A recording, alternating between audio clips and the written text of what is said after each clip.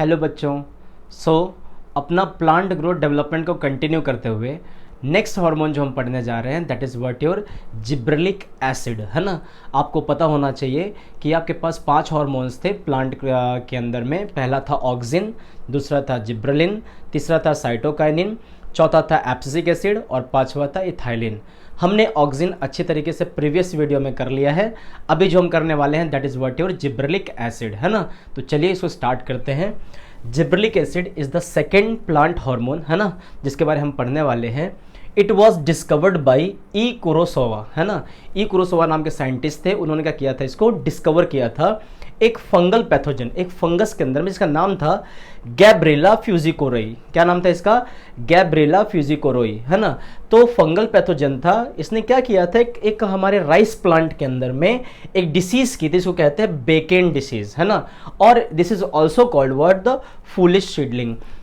Particular size होता है rice का, है ना। राइस जब ग्रो करते हैं तो सारे प्लांट की साइज नियरली अबाउट थोड़ा बहुत प्लस माइनस में एक जैसी रहती है। लेकिन अगर कोई सीडलिंग अचानक बहुत लंबी हो जाए, उसके इंटरनोडल एलोंगेशन की वजह से क्या हो जाएगा, अगर वो लंबी हो जाती है तो कहीं ना कहीं क्या हो गया, इन साइंटिस्ट ने उसके रूट को देखा तो उस रूट में क्या था, फंगस था, है ना।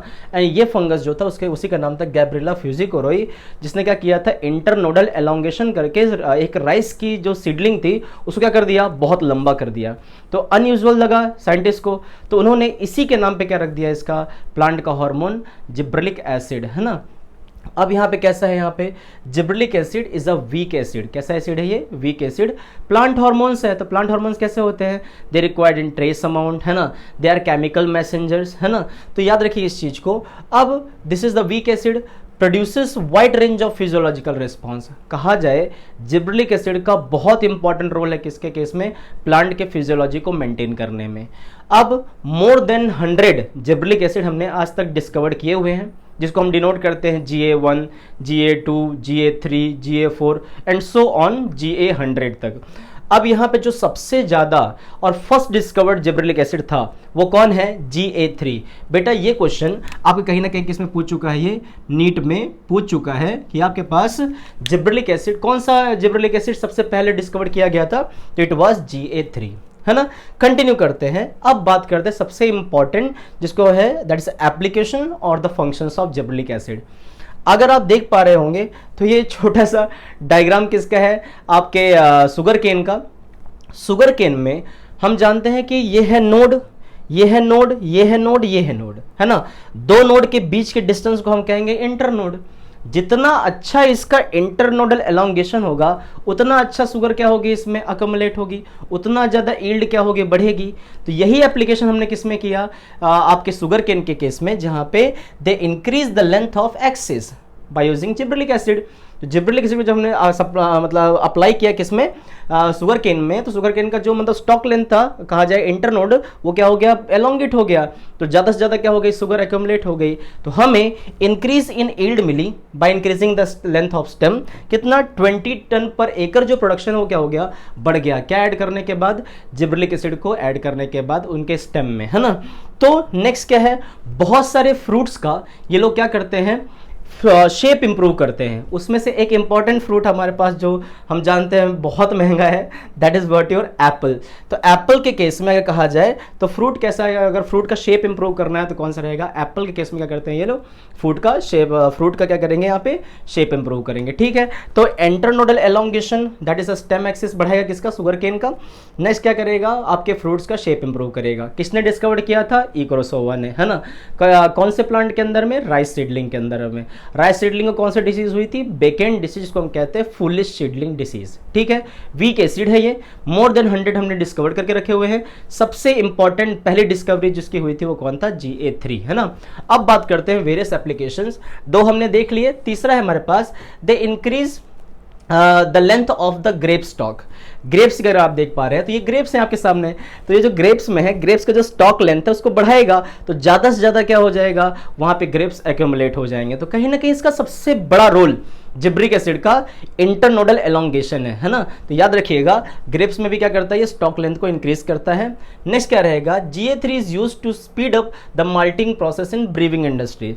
बेवरेजेस जहाँ पे बनते हैं वहाँ एक माल्टिंग प्रोसेस होती है, जहाँ पे आपके सीरियल ग्रेन्स को क्या किया जाता है, सड़ाया जाता है। तो ये जो माल्टिंग प्रोसेस होती है इसको इन्हेंस कौन कर देता है, आपका जिब्रिलिक एसिड ट्रीटमेंट। ठीक है, नेक्स्ट क्या रहेगा, break down seed dormancy and germinated.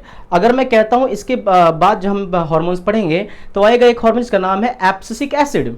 Abscisic acid is a plant stress hormone जो सीड को डोरमेंट कर देता है, इनएक्टिव मतलब पीरियड में डाल देता है उसको, है ना, सीड को जर्मिनेट नहीं होने देता।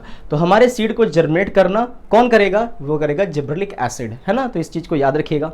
नेक्स्ट क्या है, leading too early seed productions, है ना। हम कहते हैं कि अगर मान लो जिब्रिलिक एसिड का ट्रीटमेंट मैं कर देता हूं किसी प्लांट में तो सीड का प्रोडक्शन क्या हो जाएगा, बढ़ जाएगा।